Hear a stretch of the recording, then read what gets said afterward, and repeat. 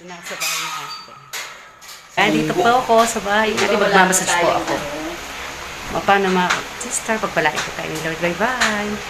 Ayan, pinakain muna ako ni Ate Sally ng santol at ng matamis na saging. Ayan, ang sarap. Tara, kain